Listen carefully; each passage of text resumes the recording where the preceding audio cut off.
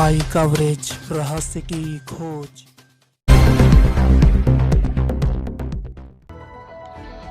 उत्तराखंड राज्य के ऊधम सिंह नगर जनपद में बाजपुर क्षेत्र अंतर्गत पुलिस के सिपाही द्वारा अपने साथियों के साथ मिलकर खोखे स्वामी की कार से कुचलकर की गई हत्या के बाद उत्तराखंड सरकार के कैबिनेट मंत्री यशपाल आर्य और अरविंद पांडे मृतक के घर पहुंचे। इस दौरान कैबिनेट मंत्रियों ने मृतक परिजनों को सांत्वना दी।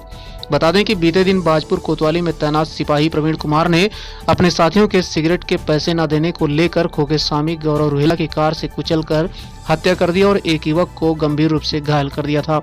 जिसके बाद पुलिस ने पुलिस कर्मचारी समेत तीनों आरोपियों के खिलाफ विभिन्न धाराओं में मुकदमा दर्ज कर न्यायालय भेज दिया था। वहीं पुलिस के सिपाही द्वारा अपने साथियों के साथ की गई हत्या के बाद लोगों में पुलिस के प्रति आक्रोश व्याप्त है।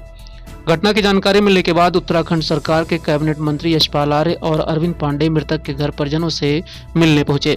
यहां दोनों कैबिनेट मंत्रियों ने परिजनों को सांत्वना देते हुए आरोपियों के खिलाफ कड़ी कार्रवाई करवाने की बात कही है। वो किसी के सम्मान से खेलने का कोई अधिकार नहीं है। ये घटना घटी है, इसका पूरा संज्ञान लिया जा रहा है और मैं आपसे कमिटमेंट करता हूँ कि गौरव इस बच्चे को यह जिंदा तो नहीं हो सकता, लेकिन इसको न्याय दिलाया जाएगा।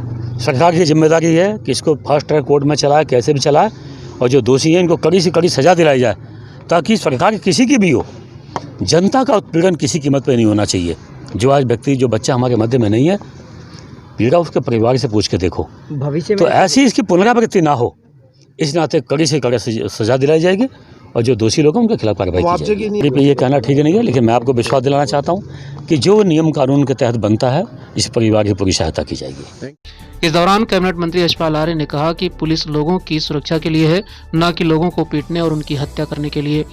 उन्होंने बताया कि इस प्रकरण को लेकर पुलिस के आलाधिकारियों से वार्ता कर सख्त कार्रवाई की बात कही गई है। वहीं शिक्षा मंत्री अरविंद ने कहा कि परिवार के साथ जो घटना घटित हुई है वह बेहद दर्दनाक है। उन्होंने कहा कि परिवार को आर्थिक मदद दिलाने के लिए मुख्यमंत्री से वार्ता की जाएगी। साथ ही उन्होंने कहा कि किसी भी अपराधी को कतई माफ नहीं किया जाएगा। हादसे के बावजूद भी उन्होंने संयम से काम लिया और यहाँ की फिजा को बिगड़ने नहीं दिया। यहाँ के माहौल को बनाने उन्होंने अशांत नहीं किया। जिस घर में मौत होती है, तनाव होता है, गुस्सा होता है, लेकिन वो शांत रहे। लेकिन जो भी दोषी हैं, चाहे कोई हो, दोषी अधिकारियों, पुलिस अधिकारियों के खिलाफ कार्रवाई की जाएगी। जो यहाँ पर एसआई है जिसकी लापरवाही हुई, मैंने अभी डीजीपी से बात की है, डीजी अशोक जी से बात की है, तो उन्होंने उसके सस्पेंशन के आदेश कर दिए हैं, उसको सस्पेंड कर दिया गया है और उनके खिलाफ जो लोग इसमें शामिल हैं उनके 302 का मुकदमा कायम हुआ है। और भी जो एक बच्चे की टांग में काफ़ी नुकसान हुआ है, काफ़ी टांग टूटी है, उसको भी उसका परीक्षण किया जा रहा है और अगर उसकी तरफ से एफआईआर होगी तो उस पर भी 307 का मुकदमा कायम किया जाएगा।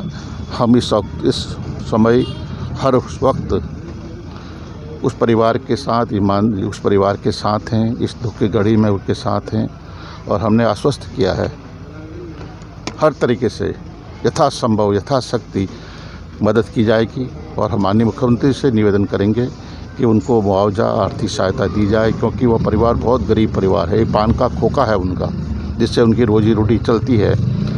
आजीविका का कोई साधन नहीं है। उनके 3 युवा बहनें हैं जिनकी शादी होनी है। मध्यम वर्ग परिवार है, गरीब परिवार है, उनको आर्थिक मदद भी मिलनी चाहिए। और जो इन्होंने कहा कि सरकारी सहायता, सरकारी सेवा में उनको, उनके परिवार के किसी सदस्य को सरकारी सेवा में अवसर मिले, तो इस बारे में भी माननीय मुख्यमंत्री से सरकार से बात की जाएगी।